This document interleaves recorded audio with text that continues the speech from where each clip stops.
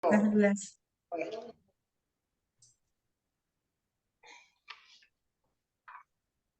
Bueno, buenas noches, saludos a todos. Damos la bienvenida a este espacio de experiencias de biblioteca. Hoy tendremos, como el afiche de invitación lo dice, lecturas de la biblioteca. Y es lecturas de la biblioteca en voz alta. Quiero retomar la convocatoria del afiche porque dice de todas maneras unas comillas interesantes que nos introducen en lo que trabajaremos hoy. Mediante la angustia, es de Lacan, se trata de profundizar en la función del objeto en la experiencia analítica. Esto es de Lacan, ¿sí?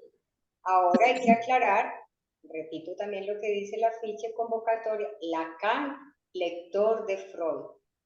Estamos trabajando lo ominoso y hoy estaremos en la sección 3 de 4 secciones que tendremos en esta experiencia de lectura de biblioteca en voz alta.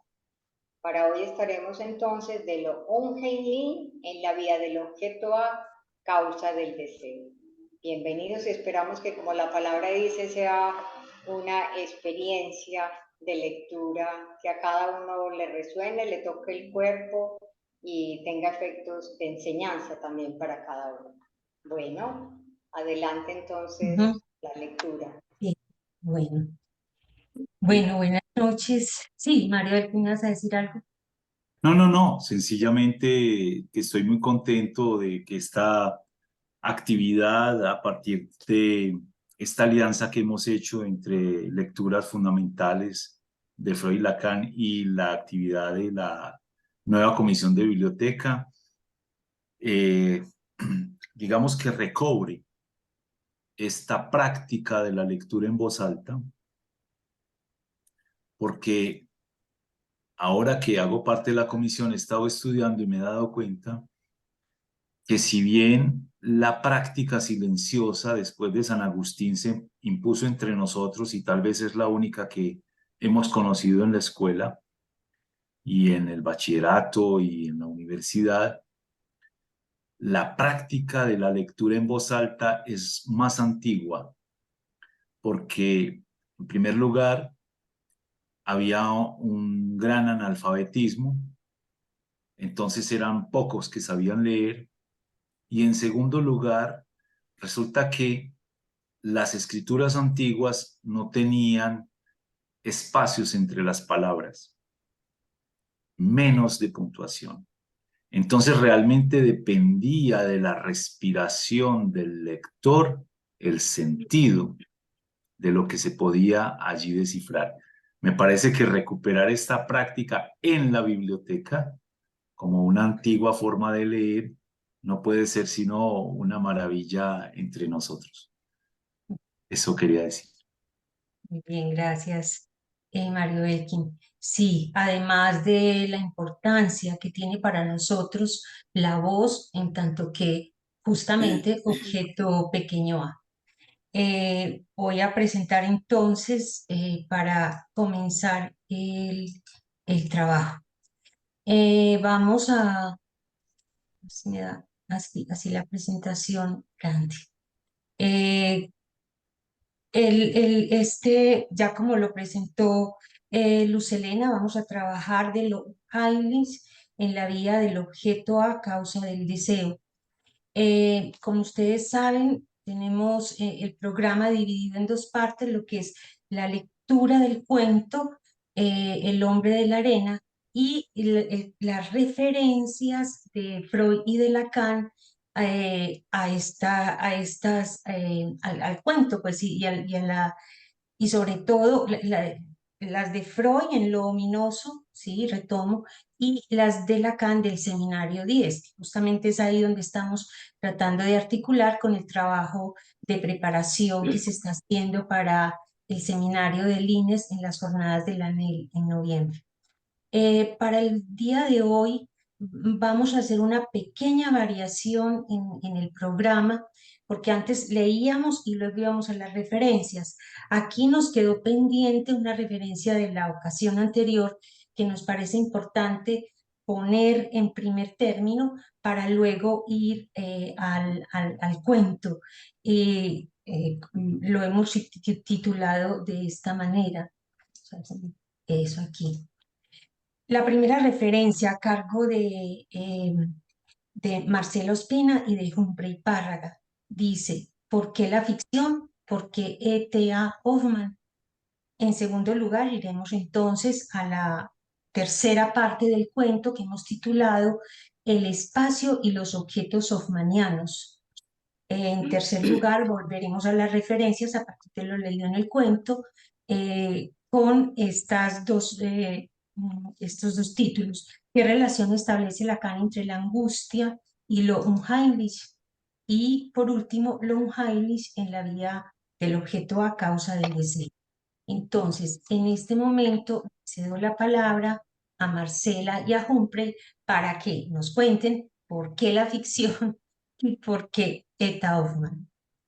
Entonces, eh, Listo. Ana Victoria, pero nos pone la presentación, porfa. sí, ok, sí. Entonces, déjame descargarme. Me va a tocar dejar de presentar y volver a presentar. Ok. Ujú. No sé por qué no me está funcionando.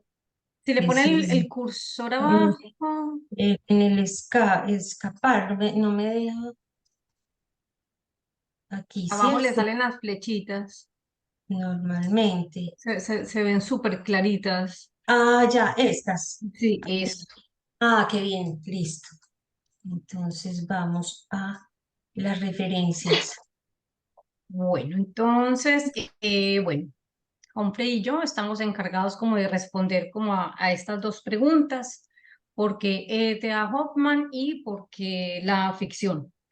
Entonces, antes, puede pasar, por favor, antes vamos a recordar una cosita pues como de las sesiones que venimos trabajando, perdón, y es que como James Freud también se encuentra ante la dificultad para estudiar lo luminoso. Él dice que siente como un embotamiento frente a la materia y que no le ha sido fácil pues encontrar casos, pero Freud no se da por vencido, sino que, sino que emprende dos caminos. Entonces, el primero es agrupar todo aquello que despierte en nosotros el sentimiento de lo luminoso, dilucidando el carácter escondido a partir de algo común a todos los casos. Y el segundo camino sería pesquisar el significado que el desarrollo de la lengua sedimentó en la palabra ominoso. Lo que nosotros vamos a hacer es, pues vamos a ir muy rápidamente por el segundo camino, porque lo que nosotros necesitamos responder son pues las dos preguntas, ¿cierto? Entonces, de pesquisar en otras lenguas y algunos diccionarios, porque también fue en algunos diccionarios el significado de la palabra ominoso, Freud concluye. Entonces, Heimlich es una palabra que ha desarrollado su significado siguiendo una ambivalencia hasta coincidir al fin con su opuesto, unheimlich. De algún modo, unheimlich es una variedad de Heimlich. Y más adelantico, dice que este on es la marca pues, de la represión. Entonces, bueno, este es el segundo camino. Y en este primer camino, bueno, la pregunta es, bueno, ¿y qué fue lo que encontró pues de común en todos los casos Freud? Y ahí sí le cedo la palabra a Humphrey. Sí, en la pregunta que encontró Freud por el primer camino, ¿sí? Entonces realmente es interesante que Freud justamente en todos los casos destacados por Jens, que no lo convencen, pero que de todas maneras Freud lo toma como un punto de partida, especialmente por una razón fundamental, dice Freud. Nos remite a un hombre de letras que descolló como ninguno en el arte de producir efectos ominosos. Freud rescata exactamente eso de James, ¿sí? Un hombre que descolló como ninguno en el arte de producir los efectos ominosos. Pero hay un dato interesante, y es que para esta época Freud ya había escrito dos textos bien interesantes que son El delirio y el sueño en la gradiva, ¿cierto? Y también el creador literario y el fantaseo, en especial este último, porque Freud justamente va a tomar el concepto del fantaseo para explicar algo en relación a lo ominoso.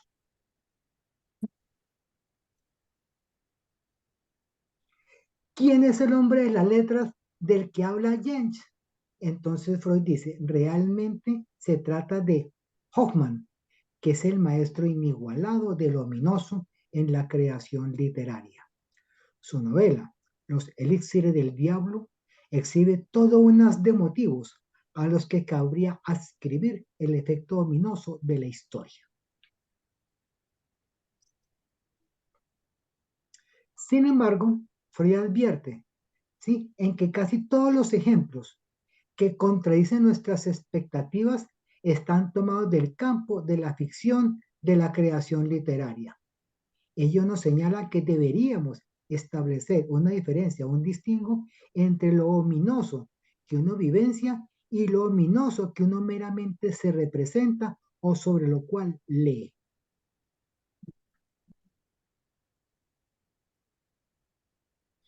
Entonces hay dos grupos de lo ominoso del vivenciar, del cual nos va a hablar Marcela. Bueno, entonces siguiendo como lo mismo que va siguiendo Freud, ¿cierto? Como hacer la diferencia.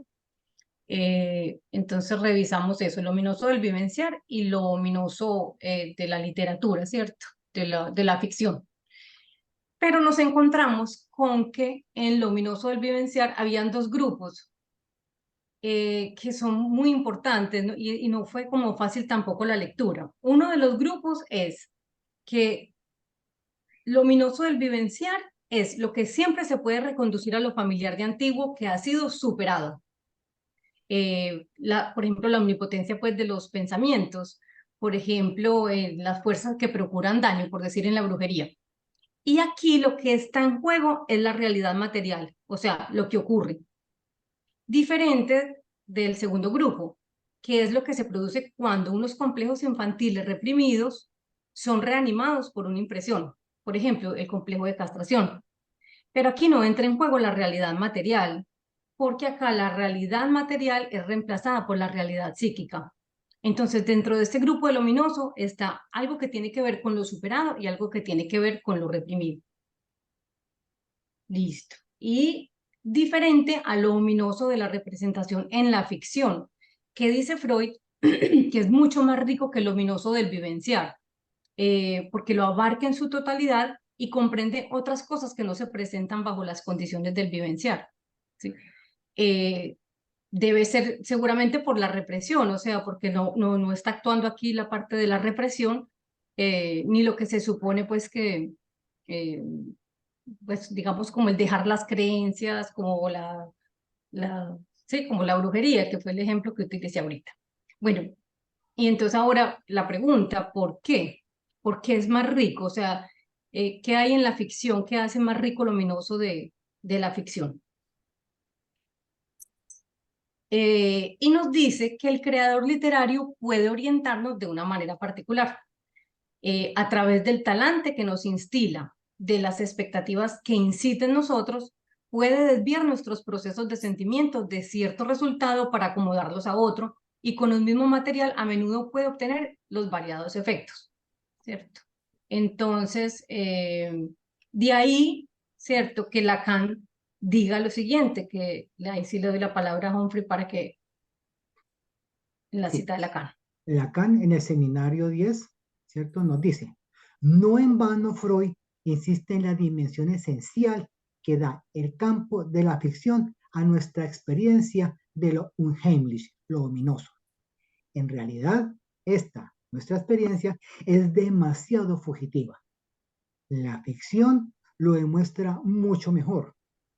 La produce incluso como efecto de una forma más estable porque está articulada. Es decir, es una especie de punto ideal, pero cuán precioso para nosotros, ya que nos permite ver el funcionamiento del fantasma. Bueno, y para ir cerrando ya, pues ya Humphrey contestó a la primera pregunta, ¿cierto? Y como para terminar de cerrar la pregunta sobre por qué la ficción, entonces yo pensaría que si entendemos, pues, cómo entender lo fugitivo de nuestra experiencia según Lacan, o lo amplio de lo ominoso en la ficción, tendríamos que ir como a esta última cita de Freud, que dice que la oposición entre lo reprimido, o sea, lo reprimido de la realidad psíquica y lo superado de la realidad material, no puede transferirse al ominoso de la creación literaria sin modificarla profundamente, pues el reino de la fantasía tiene por premisa de validez que su contenido se sustraiga del examen de realidad. Y continúa la cita: el resultado, que suena paradójico, es que muchas cosas que se ocurrieran en la vida serían ominosas, no lo son en la creación literaria, y en este existen muchas posibilidades de alcanzar efectos ominosos que están ausentes en la vida real. Entonces, bueno, ahí creemos que hemos contestado a nuestras dos preguntas. Ok, si alguien quiere comentar algo de esta primera referencia, porque justamente quisimos ponerla antes por esta distinción entre lo ominoso producido en, en el vivencial y en la literatura, que vamos a la literatura y veamos esto cómo se ve en acto. Pero si hay alguna pregunta, algún comentario, adelante.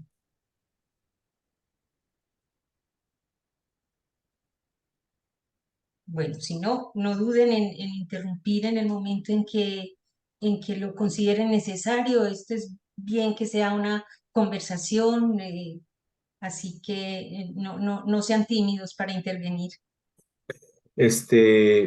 Ana Victoria, Y sí, respecto a esta referencia precisa de Hoffman, es el maestro inigualable de Heimlich en la literatura.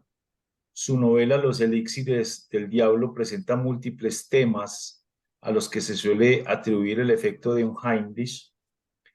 Habría que decir un punto interesante que, que Strachey resalta, y es que hay una palabra allí que se refiere como a la... A ver, en Hoffman hay una función de la conciencia. En Los elixires del diablo, novela pletórica de magistrales descripciones de patológicos estados de la mente, Schoffeld consuela al héroe que sufre de una pasajera perturbación de conciencia con estas palabras: ¿qué quiere usted con eso? Me refiero a esa particular función de la mente que se llama conciencia y que no es otra cosa que la maldita actividad de un condenado recolector de impuestos, inspector municipal, vista de aduanas, que ha instalado su malvada oficina en el Altillo y a toda mercadería que pretende pasar le dice: epa, epa, la salida está prohibida. Eso se queda en el país, en el país.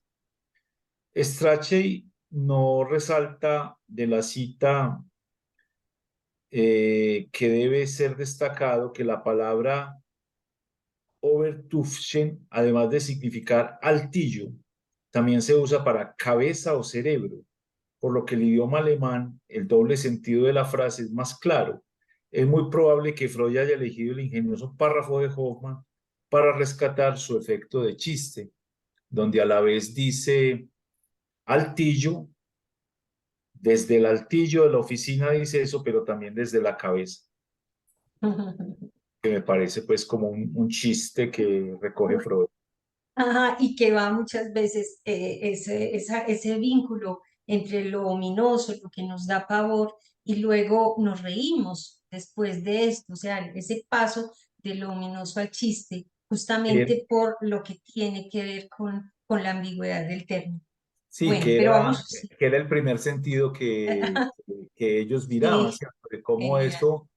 eso que se dice allí, como algo ya pasado, cuando ya está pasado, se puede reconocer como algo chistoso. Exactamente, a todos nos ha pasado tener miedo y un espanto y después darnos cuenta que no, que era una cobija mal puesta o un abrigo colgado en la oscuridad. Bueno, Bueno, exacto. ahí estamos en esto. Bueno, vamos entonces a retomar atrás. para empezar la lectura de la tercera parte del cuento. Em, no, la lectura en voz alta que hacemos no solamente es una lectura que pretende también ser lógica, ser retroactiva, sino muy especialmente seguir las lógicas del mismo cuento. Entonces me llamó mucho la atención que en esta tercera parte recuerdan que en la anterior el tema principal del cuento se impuso, fue el delirio, y ahora nos lleva a los objetos. Me llamó muchísimo la atención y vamos a ver cómo realmente la temática está en ese sentido, el espacio y los objetos hoffmannianos. Les recuerdo que leemos tratando de identificar los 3 registros en la lectura a partir de los colores que van a ver en el cuento, y que de repaso lo que está en azul sería en el orden de lo real, lo que está en verde lo imaginario y en rojo lo simbólico, teniendo en cuenta pues el nudo del seminario 23. En ese sentido, recordamos que los niveles del texto en general contestan a la pregunta de toda interlocución.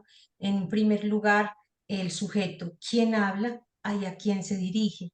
Ese es el nivel de la enunciación. Y luego, en el nivel del enunciado, el objeto el objeto con el que ese sujeto se pone en relación, es decir, y que responde a la pregunta, ¿qué dice el sujeto que habló? ¿Cierto? Es decir, ¿qué dice el sujeto de la enunciación? ¿Quién y qué? Son las 2 preguntas que nos permiten identificar en un primer momento los registros. Voy a pasar a partir de esos colores que lo tengan en cuenta, recordar cuáles han sido lo que hemos leído del cuento, las partes del cuento. En la primera parte se trató de una carta de Nataniel a su amigo Lotario. Esto es el vínculo de un sujeto que se dirige a otro de carne y hueso y que se dirige a él con un mensaje concreto. Y vimos que en los enunciados había 2 historias, una actual de un vendedor de barómetros con el que se encuentra Nataniel, que es el protagonista del cuento. Y en la historia 2, él va a contar en 6 episodios por qué le tiene tanto miedo a Giuseppe Coppola, que tiene que ver con que cuando estaba pequeño se encontró con Coppelius, que es el hombre de la arena. En la parte 2 vimos que nos encontramos en el nivel de la enunciación real, un movimiento muy singular, porque nos encontramos 3 cartas que había un lapsus y 2 cartas, lo pusimos así, y entra la presencia del autor. Y en un determinado momento, cómo se va anudando, cómo va pasando del autor, en el nivel real de la enunciación, al narrador de la historia. Y en los enunciados, es decir, en la historia, nos cuentan toda la historia ya del delirio de Nataniel. Recuerdan que había al principio una descripción de Clara, que es la novia de Nataniel, y 3 episodios. El regreso de Nataniel a su casa natal. Él es un estudiante que está en una ciudad que se llama G, y en esta parte nos contaron que regresó a su casa y allá se presenta en acto pues, su delirio. Nos muestra en segundo lugar la composición delirante, y al final el duelo a muerte, no duelo de muerte, sino el duelo con espadas, que lo enfrenta con su amigo Lotario, hermano de Clara, y la función de ese duelo en el delirio, que parece que él se despertara y ahí fue donde lo dejamos. Él se reacciona, sale de ese delirio y regresa a G a continuar sus estudios. Y lo que vamos a leer hoy es justamente ese regreso a G. Lo encontramos de esta manera. Hay una parte, también empieza con una descripción del espacio donde habita él, y vamos a ver que va a ser muy importante. y luego va a hacerse el despliegue de lo que en el seminario 10 se llaman los objetos hofmannianos, que son especialmente la voz y la mirada. Entonces, vamos en esta catálisis descriptiva, vamos a mirar este reordenamiento espacial del lugar donde habita Nathaniel. Y nos vamos a encontrar dos movimientos o dos secuencias narrativas. La primera la llamé Los Ojos y la segunda secuencia Olimpia. La primera secuencia, las primeras acciones, vamos a ver que hay una metonimia de los objetos que son el barómetro, los ojos, los prismáticos. Y luego veremos cómo lógicamente el cuento nos lleva al goce y hay un intercambio de objetos, el pago y un horror. Y en la segunda secuencia, que se llamará Olimpia, vamos a encontrar el objeto mirada y su relación con el deseo va a estar marcado por una operación que va a implicar el surgimiento del deseo, para finalmente terminar en el orden muy de lo real, de lo que es la fiesta, la voz y el amor. Bueno, con esta preparación, entonces, antes de esto quería presentar a los lectores. Hoy queremos agradecerle agradecemos la participación de Humphrey Párraga y Paula Restrepo, asociados a la sección, de Marlene López y Gloria Patricia Correa, amigas de la sección y asistente a lecturas desde Freud, y a Marco Guataquí, docente de la Universidad Tecnológica de Bolívar, que nos ha acompañado en estas 3 sesiones y que es muy grato contar con su voz y con su lectura en esta actividad. Entonces voy a dejar de presentar aquí y para entrar directamente a compartir el cuento. Eh, ya lo encontré. Eso. Muy bien. Entonces empezamos.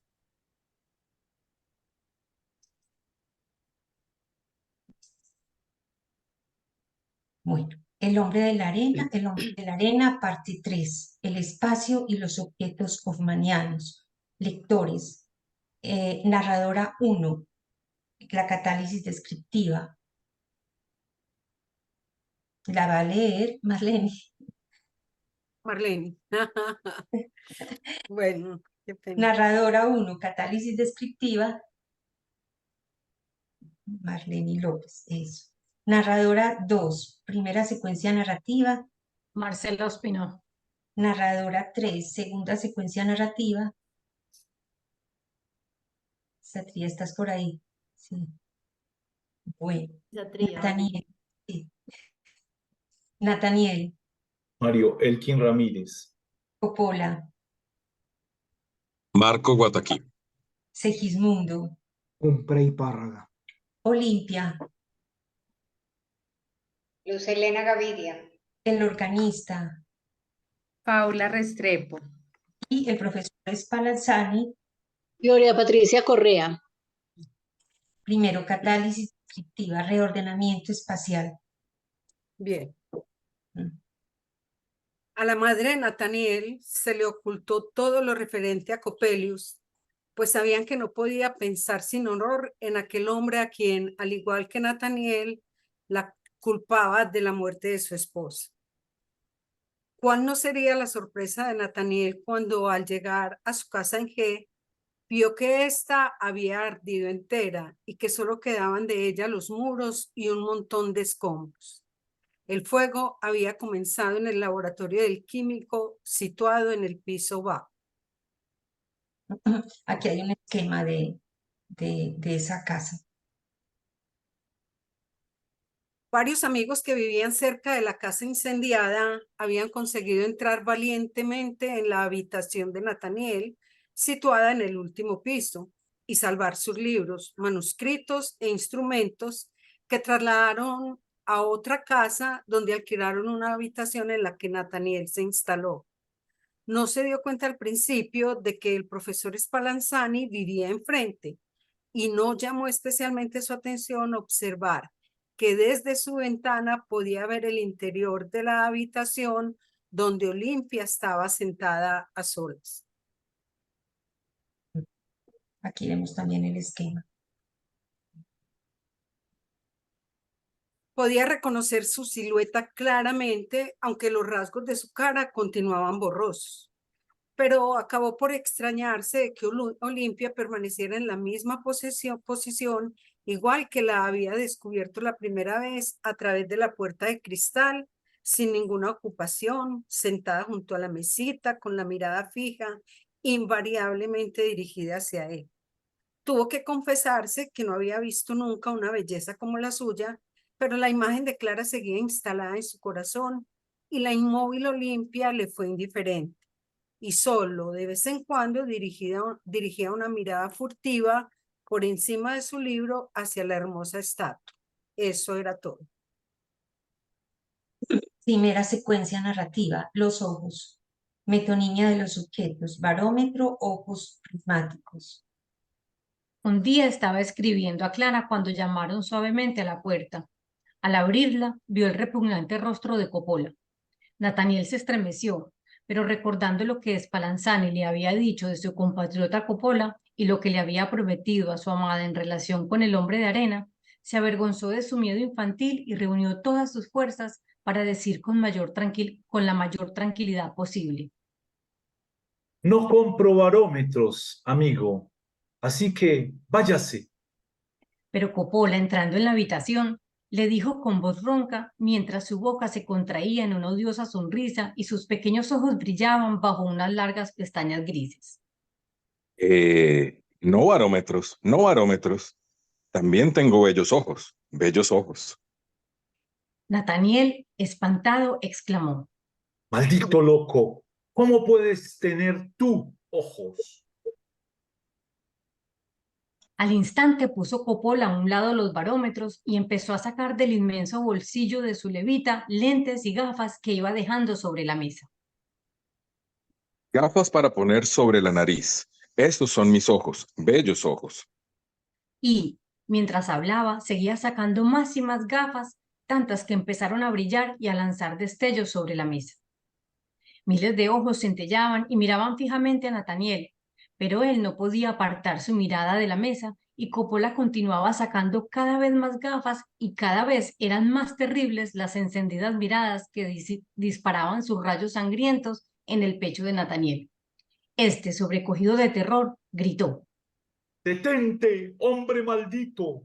Cogiéndolo del brazo, en el momento en que Coppola hundía de nuevo su mano en el bolsillo para sacar más lentes, por más que la mesa estuviera ya cubierta de ellas. Coppola se separó de él suavemente con una sonrisa forzada, diciendo: Ah, no son para usted, pero aquí tengo bellos prismáticos. Y recogiendo los lentes, empezó a sacar del inmenso bolsillo prismáticos de todos los tamaños. 2. Del goce, intercambio de objetos, el pago y el horror. En cuanto todas las gafas estuvieron guardadas, Nathaniel se tranquilizó y acordándose de Clara se dio cuenta de que el horrible fantasma solo estaba en su interior, ya que Coppola era un gran mecánico y óptico y en modo alguno el doble del maldito Coppelius. Por otra parte, las lentes que Coppola había extendido sobre la mesa no tenían nada de particular y menos de fantasmagórico, por lo que Nathaniel decidió, para reparar su extraño comportamiento, comprarle alguna cosa. Escogió unos pequeños prismáticos muy bien trabajados y, para probarlos, miró a través de la ventana. Nunca en su vida había utilizado unos prismáticos con los que pudiera verse los objetos con tanta claridad y pureza. Involuntariamente miró hacia la estancia de Spallanzani. Olimpia estaba sentada, como de costumbre, ante la mesita, con los brazos apoyados y las manos cruzadas. Por primera vez podía Nathaniel contemplar la belleza de su rostro. Solo los ojos le parecieron algo fijos, muertos. Sin embargo, a medida que miraba más y más a través de los prismáticos, le parecía que los ojos de Olimpia irradiaban húmedos rayos de luna. Creyó que ella veía por primera vez y que sus miradas eran cada vez más vivas y brillantes. Nathaniel permanecía como hechizado junto a la ventana, absorto en la contemplación de la belleza celestial de Olimpia. Un ligero carraspeo lo despertó como de un profundo sueño. Coppola estaba detrás de él. 3 zecchini, 3 ducados.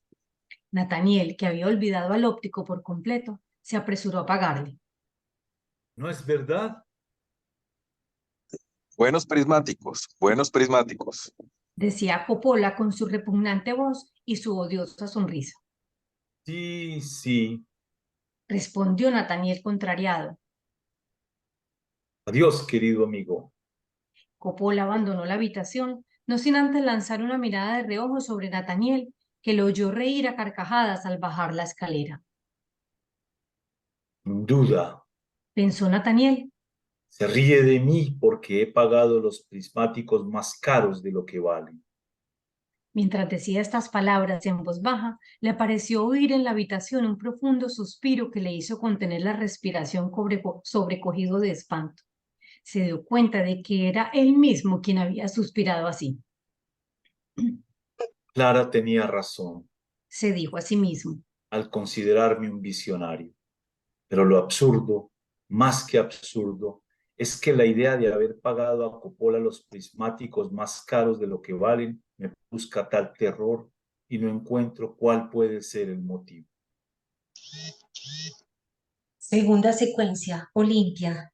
La mirada, el deseo.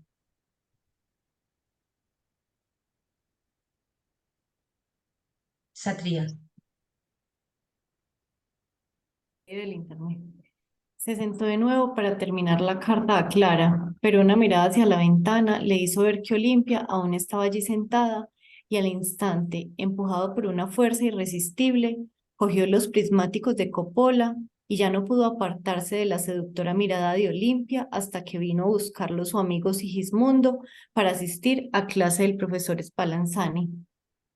A partir de aquel día, la cortina de la puerta de cristal estuvo totalmente echada, por lo que no pudo ver a Olimpia, y los 2 días siguientes tampoco la encontró en la habitación, si bien apenas se apartó de la ventana mirando a través de los prismáticos. Al tercer día estaba la ventana cerrada. Lleno de desesperación y poseído de delirio y ardiente deseo, salió de la ciudad. La imagen de Olimpia flotaba ante él en el aire, aparecía en cada arbusto y lo miraba con ojos radiantes desde el claro riachuelo. El recuerdo de Clara se había borrado, solo pensaba en Olimpia y gemía y sollozaba. Estrella de mi amor, ¿por qué te has alzado para desaparecer súbitamente y dejarme en una noche oscura y desesperada? La fiesta, la voz, el amor. Cuando Nathaniel volvió a su casa, observó una gran agitación en la de Spallanzani. Las puertas estaban abiertas y unos hombres metían muebles. Las ventanas del primer piso estaban abiertas también. Y unas atareadas criadas iban y venían mientras carpinteros y tapiceros daban golpes y martilleaban por toda la casa. Nathaniel, asombrado, se detuvo en mitad de la calle. Sigismundo se le acercó sonriendo y le dijo: ¿Qué me dices de nuestro viejo amigo Spallanzani? Nathaniel aseguró que no podía decir nada, puesto que nada sabía de él, y que le sorprendía bastante que aquella casa silenciosa y sombría se viera envuelta en tan gran tumulto y actividad. Sigismundo le dijo entonces que al día siguiente daba a Spallanzani una gran fiesta con concierto y baile a la que estaba invitada media universidad. Se rumoreaba que Spallanzani iba a presentar por primera vez a su hija Olimpia, que hasta entonces había mantenido oculta con extremo cuidado a las miradas de todos. Nathaniel encontró una invitación y con el corazón palpitante se encaminó a la hora fijada a la casa del profesor cuando empezaban a llegar los carruajes y resplandecían las luces de los adornados salones. La luz era numerosa y brillante. La reunión era numerosa y brillante. Olimpia apareció ricamente vestida, con un gusto exquisito. Todos admiraron la perfección de su rostro y de su talle. La ligera inclinación de sus hombros parecía estar causada por la oprimida esbeltez de su cintura de avispa. Su forma de andar tenía algo de medido y rígido. causó mala impresión a muchos y fue atribuida a la turbación que le causaba tanta gente. El concierto empezó. Olimpia tocaba el piano con una habilidad extrema e interpretó un aria con voz tan clara y penetrante que parecía el sonido de una campana de cristal. Nathaniel estaba fascinado. Se encontraba en una de las últimas filas y el resplandor de los candelabros le impedía apreciar los rasgos de Olimpia. Sin ser visto, sacó los lentes de Coppola y miró a la hermosa Olimpia. Ah, Entonces sintió las miradas anhelantes que ella le dirigía y que a cada nota acompañaba una mirada de amor que lo atravesaba ardientemente.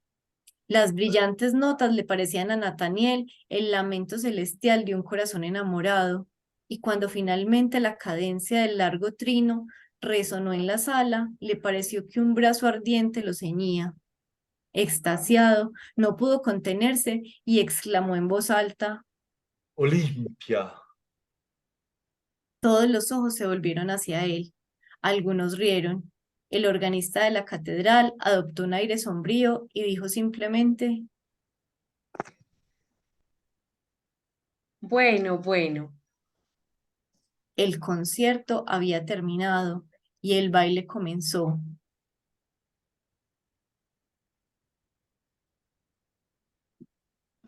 Bailar Mario, con él. Mario, Mario Elkin. El concierto había terminado y el baile comenzó. Bailar con ella, bailar con ella. Era ahora su máximo deseo, su máxima aspiración, pero ¿cómo tener el valor de invitarla, la reina de la fiesta? Sin saber ni él mismo cómo, se encontró junto a Olimpia, a quien nadie había sacado aún. Cuando comenzaba el baile y después de intentar balbucir algunas palabras, tomó su mano. La mano de Olimpia estaba helada y él se sintió atravesado por un frío mortal. La miró fijamente a los ojos que irradiaban amor y deseo, y al instante le pareció que el pulso empezaba a latir en su fría mano y que una sangre ardiente corría por sus venas. También Nathaniel sentía en su interior una ardorosa voluptuosidad. Rodeó la cintura de la hermosa Olimpia y cruzó con ella la multitud de los invitados. Creía haber bailado acompasadamente, pero la rítmica regularidad con que Olimpia bailaba y que algunas veces lo obligaba a detenerse, le hizo observar enseguida que no seguía los compases. No quiso bailar con ninguna otra mujer y hubiera matado a cualquiera que se hubiera acercado a Olimpia para solicitar un baile. Si Nathaniel hubiera sido capaz de ver algo más que a Olimpia, no habría podido evitar alguna pelea, pues murmullos burlones y risas apenas sofocadas se escapaban de entre los grupos de jóvenes, cuyas curiosas miradas se dirigían a Olimpia sin que se pudiera saber por qué. Excitado por la danza y por el vino, había perdido su natural timidez. Sentado junto a Olimpia y con su mano entre las suyas, le hablaba de su amor exaltado e inspirado con palabras que nadie, ni él ni Olimpia, habría podido comprender. O quizás Olimpia sí, pues lo miraba fijamente a los ojos y de vez en cuando suspiraba, Ah, ah, ah. a lo que Nathaniel respondía: Oh, mujer celestial, divina criatura, luz que se nos promete en la otra vida, alma profunda donde todo mi ser se mira. y cosas parecidas. Pero Olimpia suspiraba y contestaba solo. Ah, ah. El profesor Spallanzani pasó varias veces junto a los felices enamorados y les sonrió con satisfacción. Aunque Nathaniel se encontraba en un mundo distinto, le pareció como si de pronto oscureciera en casa del profesor Spallanzani. Miró su alrededor y observó espantado que las dos últimas velas se consumían y estaban a punto de apagarse. Hacía tiempo que el baile y la música habían cesado. Separarnos, separarnos. Exclamó furioso y desesperado Nathaniel. Besó la mano de Olimpia y se inclinó sobre su boca. Sus labios ardientes se encontraron con los suyos helados. Se estremeció como cuando tocó por primera vez la fría mano de Olimpia, y la leyenda de la novia muerta le vino de pronto a la memoria. Pero al abrazar y besar a Olimpia, sus labios parecían recobrar el calor de la vida. El profesor Spallanzani atravesó lentamente la sala vacía, sus pasos resonaban huecos y su figura, rodeada de sombras vacilantes, ofrecía un aspecto fantasmagórico. me amas, Olimpia, solo una palabra. Murmuraba Nathaniel. Pero Olimpia, levantándose, suspiró solo. Ah, ah, Sí, amada estrella de mi amor, dijo Nathaniel. tú eres la luz que alumbrará mi alma para siempre. ah, ah. Replicó Olimpia, alejándose. Nathaniel la siguió y se detuvieron delante del profesor. Ya veo que lo ha pasado muy bien con mi hija. Dijo este sonriendo. Así que si le complace conversar con esta tímida muchacha, su visita será bien recibida. Nathaniel se marchó, llevando el cielo en su corazón. Bueno, hasta ahí la lectura del cuento. Gracias a todos los lectores. Y bueno, si hay alguna apreciación sobre el cuento, alguna pregunta, adelante, antes de comenzar con las referencias.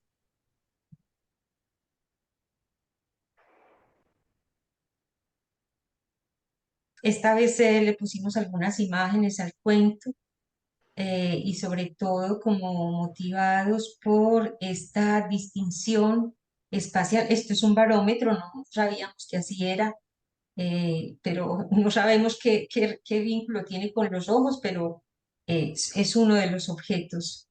Por eso está esa metonimia entre barómetro, ojos prismáticos, algún punto en común. Debería haber, lástima que no conocemos pues tampoco los términos en alemán, pero algo deberá resonar metonímicamente. Y la disposición de cómo está la habitación de Nathaniel respecto a la de Olimpia, cómo están paralelos uno frente al otro, ¿cierto? Es la nueva casa de él.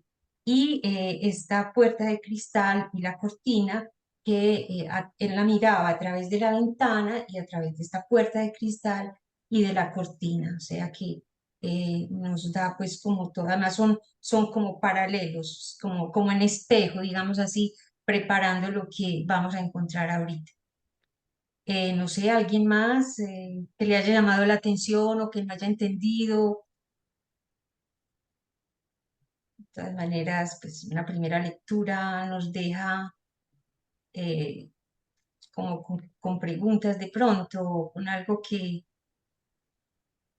a mí me sigue, pues por lo pronto a mí me sigue llamando mucho la atención esta dimensión, esta descripción tan precisa de lo que es ese delirio de Nathaniel y la manera como está hipnotizado. Es que uno podría decir que aquí está absolutamente hipnotizado por la mirada de Olimpia. Y vamos a ver cómo. Déjenme de presentar aquí y vamos para las referencias. Ah, pero bueno, de las referencias. Las referencias, vamos a ver si me da eso. Están las referencias, ¿cierto? Ya cambié. Ok. Vamos entonces al segundo grupo de referencias a cargo de Mario Elkin y Paula, que nos van a contestar un poco esta pregunta a partir de las referencias que hace Lacan a lo luminoso desde el seminario 10. Vamos a hacer la referencia retroactiva. Entonces, adelante, Mario Elkin. ¿Cómo relaciona Lacan la angustia y Longheims? Sigue con las diapositivas, por favor. Sí. Ah, bueno, listo. Ok. Bueno, aquí hay un punto muy preciso en Hensch, que es el autor de los pocos que se han ocupado desde la psiquiatría, desde la psicología de lo unheimlich y que retoma Freud. El caso destacado por James es la figura del autómata, como la muñeca Olimpia en el cuento de Hoffmann. Según James, citado por Freud, dice lo siguiente: el artificio para producir dicho efecto en el lector es dejado en la incertidumbre de si es persona o autómata, sin que esta incertidumbre ocupe el centro de su atención. Esa es la referencia de Hoffmann citada por Freud. Fíjense que aquí lo que podría... Sí, por James, sí. Fíjense que aquí lo que podría ser, ya en el cuento de Hoffmann, lo siniestro es una variable que más adelante Freud va a trabajar como algo que se supone que es inanimado, de pronto toma vida y se vuelve animado. Tenemos en la contemporaneidad algunos otros ejemplos, seguramente inspirados en esta referencia antigua. Es, por ejemplo, en esa película del muñeco Chucky. Es un muñeco, es decir, algo inanimado, pero de pronto toma vida. Y eso podría ser una referencia más contemporánea, más cercana a nosotros, de una de las formas de lo siniestro. Sin embargo, eso para Freud es insuficiente como explicación.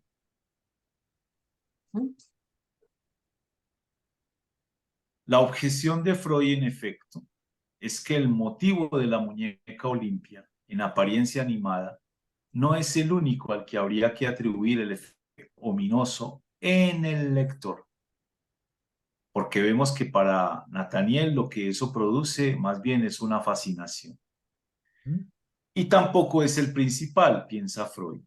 Además, el efecto se atenúa cuando el autor le da un giro satírico y lo usa para burlarse de la sobreestimación amorosa de Nathaniel. En ese punto, entonces ya deja de ser algo ominoso, algo siniestro, algo inquietante, extraño, porque fíjense que en el pasaje que acabamos de leer hay la danza de él con la muñeca Olimpia y que solamente tiene ojos para ella, pero no se da cuenta precisamente por esa actitud de la risa que hay entre los otros que sí se han dado cuenta ya de que se trata de una muñeca, mientras que Nathaniel no se ha dado cuenta. Y eso es el giro satírico que se burla, digamos, de esa fascinación amorosa, de esa sobreestimación amorosa que Nathaniel tiene sobre Olimpia. El hecho de que eso pase a ser una cosa satírica ya le quita el carácter siniestro para volverse más bien algo en el orden de lo ridículo y de lo gracioso. Entonces, la pregunta es, ¿cuál es el motivo de lo ominoso para Freud? En el centro se sitúa otro factor, el motivo del hombre de arena que arranca los ojos a los niños. Ese es para Freud el verdadero motivo de lo unheimlich. Primero, porque le da gran importancia a que el título del cuento no es la muñeca Olimpia de la cual se enamora Nathaniel o cualquier otra variante poniendo el énfasis en la muñeca Olimpia, sino el hombre de arena.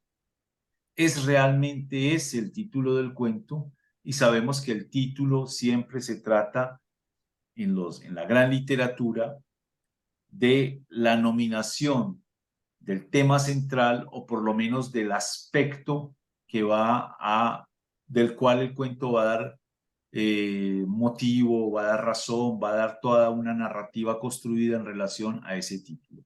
Entonces de él toma su título el cuento y ya eso es un indicativo, un índice para Freud de por dónde va lo ominoso. Y en segundo lugar, el personaje como tal retoma una y otra vez en los pasajes decisivos que el sentimiento de lo ominoso en el lector, que va a adherir directamente a la figura del hombre de arena, es decir, a la representación de ser despojado de los ojos. Entonces, ¿cuándo aparece el ominoso? Cada que aparece el personaje. sea como Coppelius, sea como Coppola, sea como el hombre de arena. ¿Y el motivo cuál es? La amenaza de perder los ojos. Y es importante esto de perder los ojos. ¿Por qué Freud hace el inventario de que perder los ojos corresponde a un motivo por el cual se manifiesta la angustia? En tanto, uno, parte de la experiencia psicoanalítica, los casos de la casuística de Freud, que pone sobre aviso a que dañarse los ojos o perderlos es una angustia que espeluzna a los niños. O sea, ahí esa pérdida de los ojos es fuente de angustia. En segundo lugar, que esa angustia pervive en muchos adultos que temen la lesión del ojo más que a la de cualquier otro órgano. Por ejemplo, la motricidad, la mano, la voz. Sobre todo temen a perder el ojo, es decir, la mirada. En tercer lugar, se suele decir que uno cuidará algo como a la niña de sus ojos. Y es ese sentido, esa frase, pone el énfasis de que la mirada es algo atesorado, muy valioso, muy valorado para los sujetos. Finalmente, en el estudio de los sueños, de las fantasías, de los mitos, enseña que la angustia por los ojos, la angustia de quedar ciego, es con frecuencia una angustia ante la castración. El mejor ejemplo de eso, pues lo tenemos en la misma teoría del complejo de Edipo, tomado por Freud de la tragedia de Sófocles, donde no es Edipo el que viene a perder, por ejemplo, su miembro viril, sino que hay un desplazamiento ya en Edipo en Colona, y esa castración, esa emaculación, más bien es desplazada al ojo. Por eso se revela un nexo de recíproca sustitución entre el ojo y el miembro masculino. Y eso haría que esa sustitución, precisamente esa metonimia, haga posible que el temor a perder el ojo sea el temor a perder el miembro masculino. Ahora, en Lacan, ¿cuándo surge la angustia? Paula. Cuando un mecanismo hace aparecer algo en el lugar que llamaré natural, el lugar menos phi, que corresponde en el lado derecho al lugar que ocupa en el lado izquierdo, el A del objeto del deseo. Digo algo, entiendan cualquier cosa. Bueno, esta frase es muy importante porque nos sitúa en el seminario 10 en el esquema de simplificado del espejo. Recuerden cómo hace unos minutos Ana Victoria Saldarriaga nos ponía el énfasis en el pequeño dibujo de la casa de Nathaniel, de la nueva casa de Nathaniel, respecto a la casa de Spalensky, donde estaba situado de ventana a ventana tanto Nathaniel como Olimpia. Y en la mitad había el cristal de la ventana y la cortina. Es decir, eso en efecto hacía algo en el orden del espejo, que aquí es lo que viene a representar el otro, el espejo. Y que en el cuento sería la metáfora de la ventana o del vidrio como espejo plano allí situado. Esto querría decir, preguntarnos, ¿qué es lo que Nathaniel veía a través de ese espejo? Pues lo que veía era el objeto A, que está situado en la parte de arriba del jarrón colocado de manera no inversa, sino directa, al derecho diríamos nosotros. Ahí está la mirada. Y lo que él ve, en principio, es una figura difusa que le llama la atención, etcétera. Pero ya, con los prismáticos que compró, pudo darse cuenta de la belleza de los ojos. Y eso es lo que ve, los ojos de Olimpia. Pero lo que nos dice este esquema simplificado es que él, situado como idea, como el yo, ese pequeño ideal que está allí, su propia figura, Lo ubicado del otro lado de la ventana espejo, en I'A, no es más que algo que viene en lugar de, es decir, una función metafórica. La metáfora es eso, una palabra que viene en lugar de otra, como inclinado en la...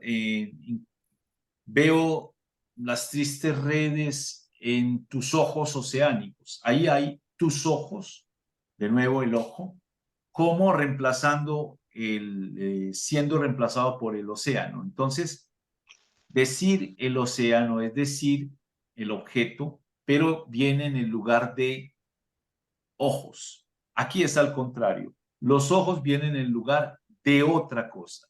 Y esa otra cosa es el menos fi, que es la escritura de Lacan para decir la castración.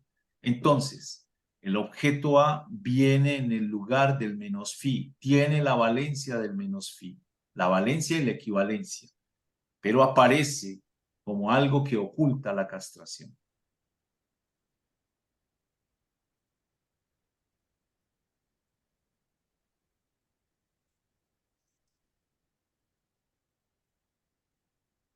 Entonces, Paula.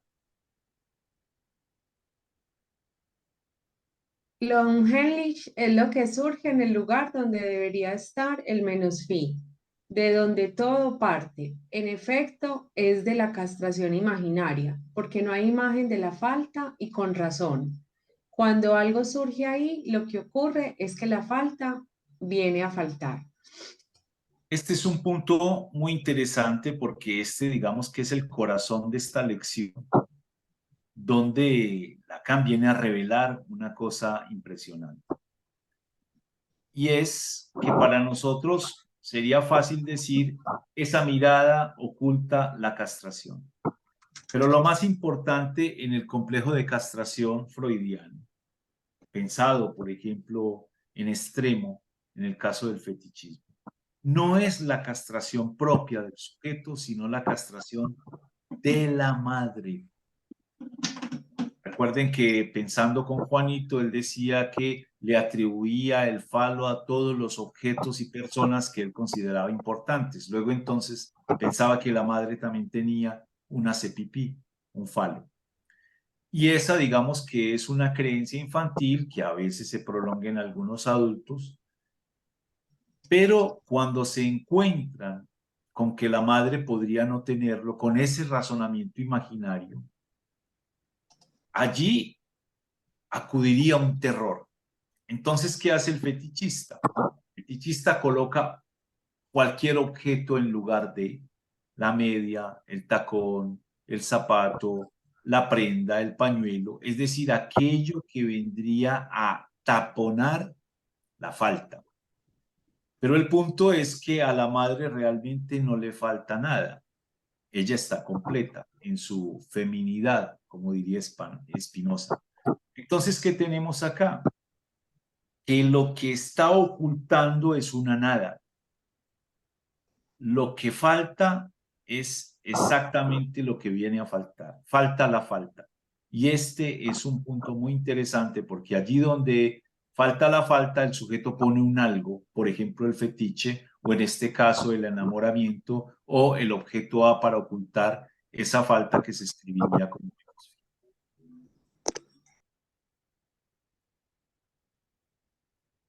Entonces, ¿qué es luminoso? Continúo. Sí, viene esa, claro. Sí. Freud retoma una cita de Schelling. Dice que la definición de Schelling enuncia algo enteramente nuevo e imprevisto. Se refiere a la cita que dice, es todo lo que estando destinado a permanecer en secreto, en lo oculto, ha salido a la luz en la filosofía del arte.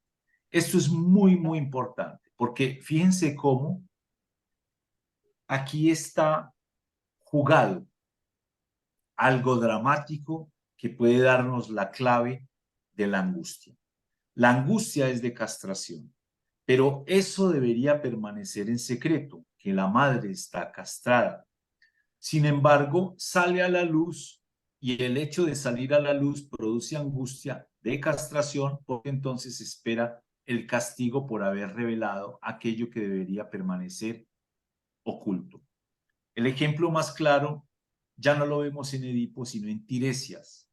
Ustedes saben que la historia en la mitología de Tiresias es aquel que alguna vez por un camino vio dos serpientes entrelazadas en un acto amoroso y atacó a una. Entonces, los dioses protectores de las serpientes le procuraron un castigo por eso, que fue que durante 7 años él iba a ser, durante 10 años él iba a ser mujer. Perdón, durante 7 años él iba a ser mujer y se convirtió en mujer y vivió durante esos 7 años como tal. Y alguna vez en una disputa entre Zeus y Hera, la esposa de Zeus, le reprochaba su infidelidad. Y entonces él decía, Zeus en su defensa, que las mujeres gozaban más que los hombres y que para ello iba a traer la manera de probarlo, y llamó al pobre Tiresias, que convocado por los dioses tuvo que acudir y responder a aquello, a mediar en la disputa. Como él había tenido la experiencia de ser mujer y de ser hombre, podría compararlo. Y entonces dijo que mientras un hombre goza 1/10 parte, una mujer puede gozar 10. Y eso, que debía permanecer oculto, el goce femenino, en su boca salió a la luz, y Hera se sintió no solamente ofendida por haber perdido la discusión, sino muy ofendida porque aquel había revelado un secreto que debía permanecer oculto, y entonces le quitó la vista, los ojos, quedó ciego. Y como ninguna maldición de un dios podía ser quitada por un otro, lo que pudo hacer Zeus fue, ya sabiendo que este hombre había perdido la visión, darle la clarividencia. Pero ahí tenemos un buen ejemplo de cómo aquello que estaba destinado a permanecer en secreto, en lo oculto, salió a la luz, y eso tuvo consecuencias en términos de castración, en este caso de pérdida de la visión.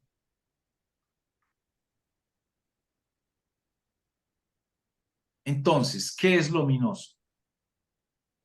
Para Freud, lo ominoso es aquella variedad de lo terrorífico que se remonta a lo consabido y antiguo, a lo familiar desde hace largo tiempo. Y recuerden que por eso él acude al diccionario mostrando lo familiar como lo heim, simplemente que le pone la preposición un como negativa, lo no familiar, y por eso es que Lacan puede decir la definición de un heimlich, ominoso, siniestro, es que es heimlich, familiar. Lo que es un heim es lo que se encuentra en un punto heim, familiar. El lugar menos fi es lo que se llama heim, la casa. Es decir, lo familiar sería la castración, que es lo que humaniza, que es lo que estructura las relaciones de parentesco, que es lo que hace que para un hombre se puede instalar que hay en el mundo al menos una que le es prohibida, y entonces eso viene a regular lo prohibido y lo permitido, que es lo que nos permite la relación con los demás y con el otro y con el semejante y con la propia sexualidad. Ok, voy a retroceder a este esquema, ya incluyendo esta definición, esto que decía Lacan, ¿cierto? Que lo heim, que es la casa, está en el lugar del menos fi. Bien. Mario también nos había dicho que hiciéramos este esquema, ¿cierto? Y para mostrar cómo el objeto A viene en el lugar del menos fi, ya pasando del esquema al matema, y ahí podemos ver cómo el ojo o la pérdida del ojo o la mirada está ocultando es la castración, y por eso el miedo a los ojos, a perderlos, sería en el fondo un miedo a la castración. Freud lo dirá con todas las letras. Todo lo ominoso, todo lo horroroso, todo miedo, en el fondo es miedo a la castración, la angustia de castración. Bueno, vamos entonces a la tercera de la... Ah, esto es lo final. El fin nos faltaba esta, María del Ingenio. Sí, entonces la angustia está ligada a todo lo que puede surgir en el lugar de menos fi, es lo que acabo de decir, toda angustia para Freud, y por eso viene a ratificar que esto es lo que es asegurado en el fenómeno de lo Unheimlichkeit, como sería la correcta pronunciación, ya no designando un adjetivo, sino un sustantivo, lo Unheimlichkeit. Exacto. Exacto. Entonces, lo Genghis Khan, lo ominoso, está vinculado, es un índice de que la angustia está ligada a todo lo que puede surgir en ese lugar menos fi del esquema simplificado. Vamos a pasar entonces a la tercera referencia que nos va a llevar directo a la de Longheinrich, a la vía del objeto, aquí me equivoqué, del objeto causa del deseo, que no es lo mismo objeto del deseo que objeto causa del deseo. Ahí me faltó causa. Ana Victoria, Sí, decidí. por favor, yo quisiera preguntarle a María Elkin, algo se me Sí. escapa en lo que él, en el recorrido que él hace del objeto a la castración. Me gustaría, Mario, una precisión sobre ese punto cuando plantea finalmente qué es lo que retorna justamente en la parte imaginaria del objeto A que aparece del lado inverso izquierdo con respecto al objeto A que aparece el menos phi en el Sí, esquema. mira, hay dos momentos de la fascinación amorosa. Por ahora no estamos sino en el momento en el primer momento del amor, cuando Nathaniel supone en Olimpia, que piensa que es una humana, ¿Sí? a pesar de los índices, de la frialdad de su mano, de que no habla, etcétera, etcétera, de su danzar arrítmico. Lo que la fascina, lo que fascina a Nathaniel en un momento dado es que él supone que ella tiene un objeto que causa su deseo y que todo el énfasis se pone, según el cuento, en la mirada, en los ojos de la bella Olimpia. Pero el hombre de arena, que es lo que nos causa horror en todo el cuento, cada que aparecen las distintas figuras, ¿qué hace? Tira arena sobre los ojos de los niños y eso les hace saltar los ojos, que él enseguida recoge y se los lleva a sus polluelos. Entonces ahí está como en un perder los ojos, que es el inventario que hace Freud. Porque perder los ojos en el fondo es perder el falo, por este desplazamiento que estamos tratando de argumentar, como por ejemplo en Edipo, que en vez de perder el pene, pierde los ojos cuando en Edipo en Colonna se los hace saltar. Pero ambas operaciones, tanto el perder los ojos como el perder el miembro, sería la castración, solo que se privilegia lo de los ojos. Y eso es un poco curioso porque en la mitología griega también hay no solamente seres que pierden los ojos, sino que pierden los órganos genitales. Recuerden, por ejemplo, que Cronos, Urano, es castrado literal por sus hijos, por Zeus, quien tira los testículos, el miembro, la emaculación al mar y de ahí viene a nacer Afrodita, que no es nacida de una relación, sino de la espuma del mar. Por eso Botticelli hace ese espectacular cuadro de el nacimiento de la Venus, de Afrodita. Entonces ahí tenemos un ejemplo de la directa castración, mientras que en Edipo no es la directa castración, sino que se desplaza los ojos. Y eso es lo que permite a Lacan hacer este esquema y esta reflexión, diciendo, la mirada, la pérdida de la mirada, el lacerar los ojos, es en el fondo una cobertura de el miedo a la castración, menos fi, que está debajo del esquema.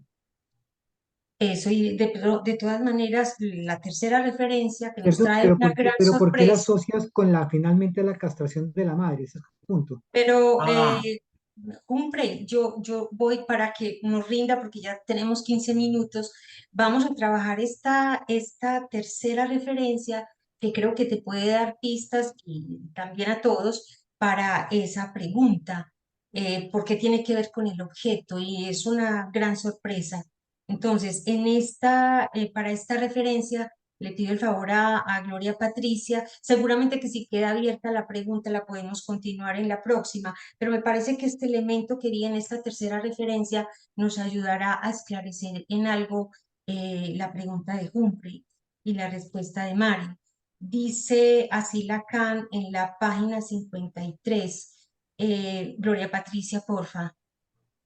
Mediante la angustia, mediante su fenómeno, pero también mediante el lugar que les enseñé a designar como propio de ella, se trata de profundizar en la función del objeto en la experiencia analítica. Eso, que esto fue la frase que tomamos como referencia, como epígrafe del afiche y que subrayamos. El fenómeno de la angustia busca profundizar en la función del objeto en la experiencia analítica en general. Y continúa. Los textos hoffmannianos, como lo muestran todos los ejemplos que en ellos halló Freud, se encuentran en el corazón de una experiencia semejante. En la atroz historia del hombre de arena, se ve cómo el sujeto rebota de una captura a otra ante esa forma de imagen que materializa, hablando con propiedad el esquema ultra reducido que les he dado aquí. La muñeca que el héroe del cuento espía tras la ventana del brujo que urde a su alrededor, no sé qué operación mágica es propiamente esta imagen. I'(A). Aquí no le había empezado a indicar Mario Elkin. Entonces, en este lado podemos encontrar a Olimpia, está situada Olimpia. Y continúa Lacan con el análisis, dice. La muñeca que el héroe del cuento espía tras la ventana del brujo que urde a su alrededor, no sé qué operación mágica es propiamente esta imagen I'(A), en la operación de completarla con aquello que, en la forma misma del cuento, se distingue de ella, a saber, el ojo. El ojo del que se trata no puede ser sino el del héroe. El tema del que le quieren arrebatar este ojo aporta el hilo explicativo de todo el cuento. Exacto. Entonces, si miramos en el esquema, si aquí está esta imagen, es ella, es I'(A) porque aquí es la imagen de Nathaniel, es idea, es suyo. Podemos ver que lo que le falta a ella es el ojo. En el cuento nos van a decir que lo que pasa es que este profesor Spallanzani ha hecho la muñeca, pero está buscando que alguien le construya los ojos. Si mal no recuerdo, el mismo Coppola. Por eso él hace trato con Coppola para que le construya o le dé los ojos que va a tener ella. Por eso Lacan dice que este IA no se confunde con el menos phi, que sería lo que le falta a ella, los ojos. Y fíjense cómo está en relación con este menos phi acá, que es el temor que tiene Nathaniel como personaje todo el tiempo a que le arrebaten el ojo, a que le arrebaten los ojos, que es su terror cuando estaba pequeño en la historia del hombre de la arena, Coppelius, y luego con este vendedor de barómetros, etc. Nos quedaría pendiente qué poner aquí en el A. Obviamente está la puerta de cristal y la cortina. Poner la cortina porque la cortina permite que cuando él no la vea, ella se constituya como objeto del deseo. Y objeto A en este lado me da la impresión, es una hipótesis, puede ser el objeto A mirada, que no es lo mismo que el ojo, que está en el orden de lo real. Aquí la mirada también es real obviamente, pero me da la impresión que estaría en el objeto A, puesto que aquí es donde están situados los prismáticos y él la mira a través del cristal y cuando la ventana está abierta.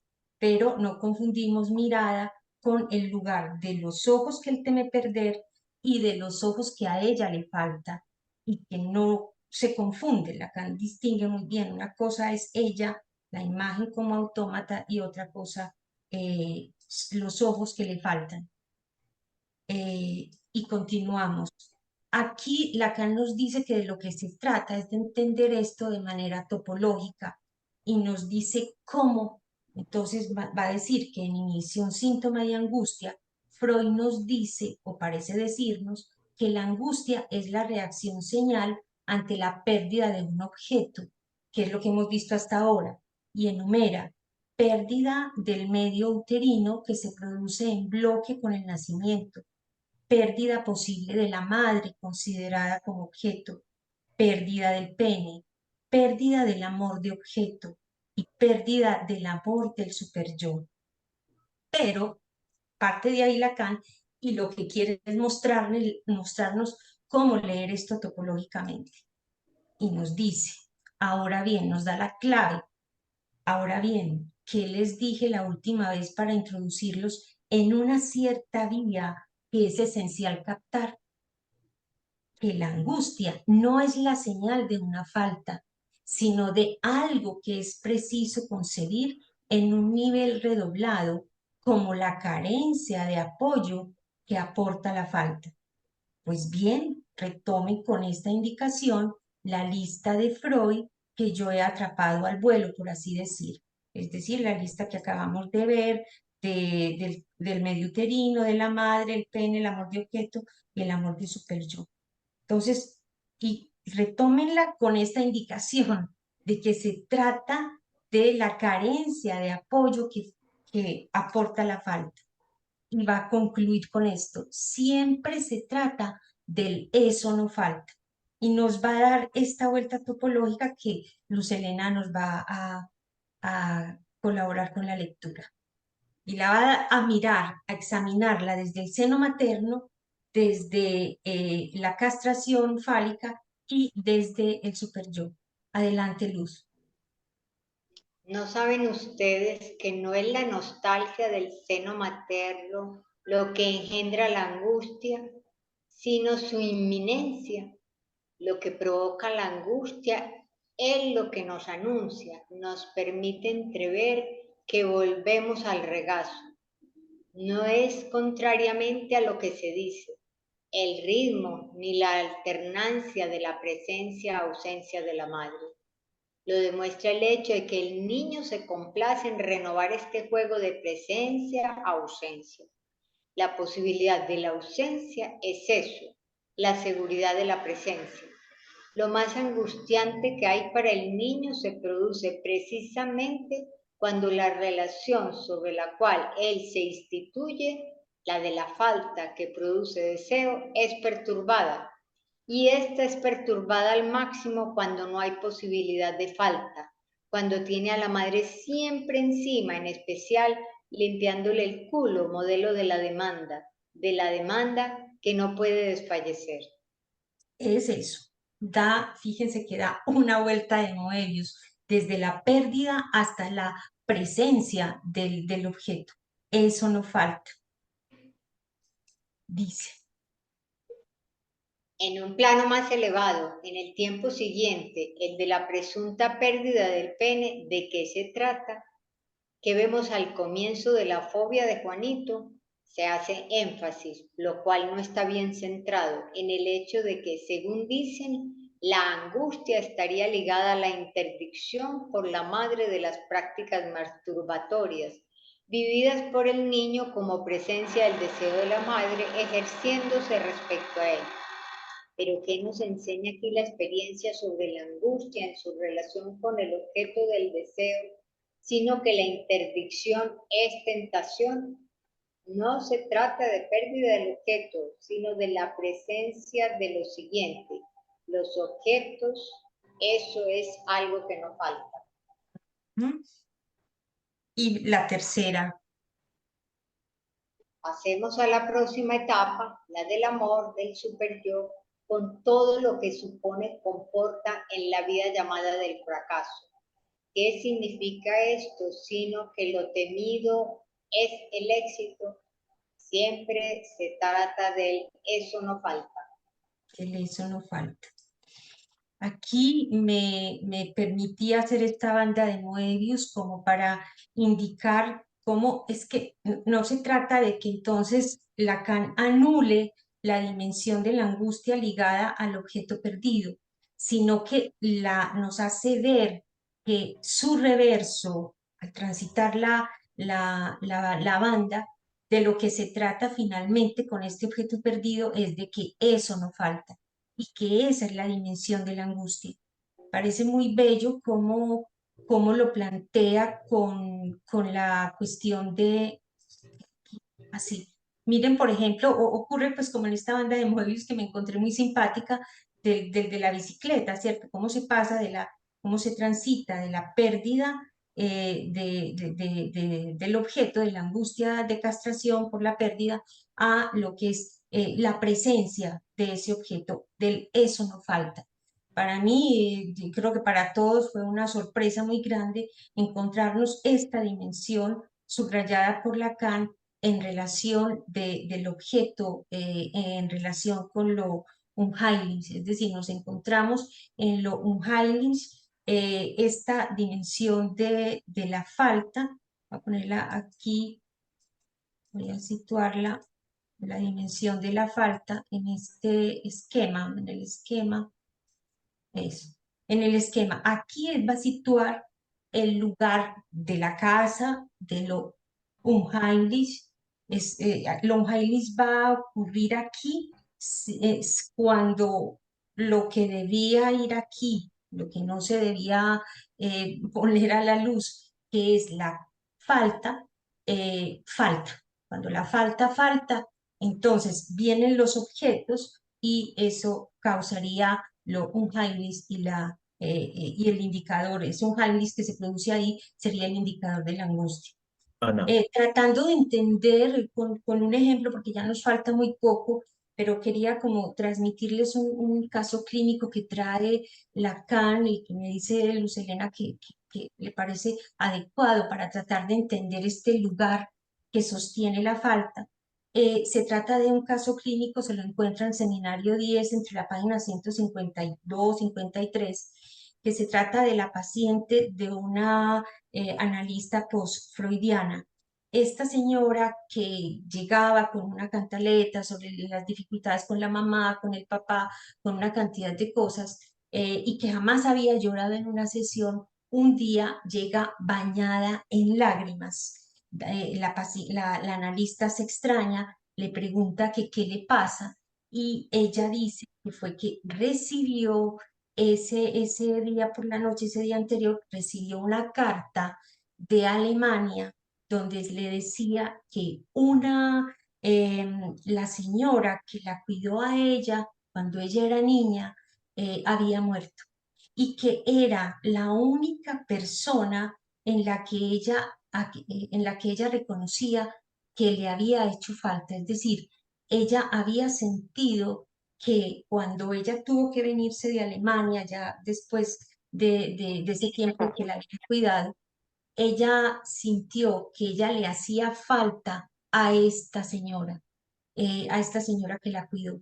Entonces, y nunca jamás la había mencionado en las sesiones, porque siempre estaba hablando del papá, de la mamá, etc. Y ni el papá ni la mamá daban ninguna posibilidad de apertura de que algo les faltara o de que ella como hija les pudiera faltar. No, era solamente esta señora de Alemania. Entonces, dice Lacan que es aquí esta señora que estaba en silencio cuando la señora falta, ¿sí? Cuando allí donde ella podía sostener su falta, ¿sí? Ella le podía hacer falta a alguien, cuando esta señora falta, se cae de este lugar de la falta, a ella se le devuelve esa falta sobre sí misma y la posibilidad de que ella misma pudiera llegar a faltar. ¿cierto? Estar aquí en la dimensión de la castración, de la falta de ella misma, en tanto que pudiera ser objeto de amor para alguien. A partir de ahí va a plantear muy bello el lugar del analista, lo que el analista hace en esa misma dimensión, que tiene que ver incluso con el corte, que es tema de nuestras jornadas, y cómo van a venir otros duelos que estaban pidiendo pista. Entonces, este lugar de Menosfí va a ser muy importante, puesto que mire que nos va a plantear el lugar de una falta que no sabemos que está ahí, que no necesariamente es fácil de reconocer, pero donde está sostenida nuestra posibilidad de faltar algún día. Bueno, Y yo creo que hay que resaltar ahí una palabra, y es cuando él dice, no es el fordá, no es que a la ausencia de la madre él va a angustiarse, porque a esa ausencia la es, sucede una presencia, es decir, eh, es un juego de presencia-ausencia, sino la inminencia. Y la inminencia es ¿de qué? De que algún día no vuelva. Y eso sí puede angustiar, como en efecto después le pasó al chico pero la que inminencia de la presencia, marcar lo simbólico, marcar la presencia y la ausencia con los niños, en el trabajo con los niños es fundamental. Y cuando uno ve en algunos trabajos con autistas también ese momento en que el niño puede simbolizar un objeto, simbolizarlo en el sentido de marcar presencia y ausencia, sí, entonces no mientras que lo es que, esa presencia excesiva del mientras objeto. Y que ahí definiríamos, eso. que con la Pero Ana, es ¿dónde está precisamente ese es entonces el eso? punto. Pero Ana, este quería, es el punto. El punto es que no es la ausencia del objeto como tal, porque a ese le sigue la presencia, sino la imposibilidad muchas veces de cavar la falta en esa relación, por ejemplo, que lo invaden exacto, los objetos. Entonces, por eso es tan importante lo del vacío, por eso es tan importante lo de la distancia con el otro, por eso es la importancia de que no todo lo llene, porque ese colmataje lo que produce es esa precisamente angustia. la Ujú, angustia porque falta la falta. exacto. Y quería que lo veamos también para terminar en el cuento. Cómo lo que está ahí es este vendedor de barómetros que le presenta a Nathaniel una cantidad de ojos, le presenta todos los ojos, todos los lentes, todos los ojos. Hay presencia de ese objeto, hay exceso, Una digámoslo así. invasión, una invasión de los Una objetos. presencia, no se ha marcado la ausencia. Bueno, llegamos 9:05, les Hay agradecemos una pregunta mucho. ¿cuáles fueron las citas que leyó Luz Helena? ¿Dónde están? Es en el seminario 10. 64. Muchas Página gracias. 64. Seminario 10, página 64, sí. Gracias. Bueno, entonces hasta la próxima ya con la última parte del cuento y veremos qué lógica y a dónde nos lleva. Muchísimas Muy gracias. interesante, muchísimas Un gracias. abrazo. Magda Muchas Carolina, Bueno, gracias. chao. Gracias. qué Buenas gusto. Maravilloso. Muchas Muchas gracias. gracias, muchas Chao, gracias. hasta luego. Gracias. Hasta luego. Chao. Gracias, hasta luego.